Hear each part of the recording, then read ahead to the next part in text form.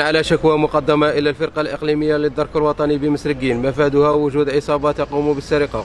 والتعدي على أشخاص وممتلكاتهم بواسطة أسلحة بيضاء وتزرع الرعب والهلع بالطريقين وطنيين رقم 2 والاجتناب الرابع. على إثر ذلك تم وضع خطة محكمة بالتنسيق مع أفراد فرقة الأمن والتحري للدرك الوطني بمسرقين أفضت إلى توقيف هذه العصابة المتكونة من 4 أشخاص تتراوح أعمارهم ما بين 20 إلى 25 سنة، بالإضافة إلى حجز أسلحة بيضاء. بعد استيفاء جميع الإجراءات القانونية تم تقديم المشتبه فيهم أمام السيد وكيل الجمهورية لدى محكمة سينيا حول جناية تكوين جمعية أشرار لأجل الانخراط والمشاركة في عصابة الأحياء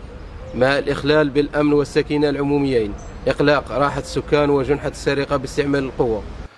وفي إطار تجسيد الاستراتيجية المنتهجة من طرف المديرية العامة للأمن الوطني في محاربة مختلف أشكال الجريمة، تواصل فرقة مكافحة الاتجار غير الشرعي للمخدرات بالمصلحة الولائية للشرطة القضائية بأمن ولاية بومرداس ضرباتها ضد مروجي المخدرات والمؤثرات العقلية، حيث قام أفراد الفرقة بتوقيف مركبة مشبوهة، وخلال عملية التفتيش الدقيق لها تم ضبط بداخلها على كمية من المخدرات الصلبة ليتم تحويلهم للمصلحة قصد مواصلة التحري في القضية.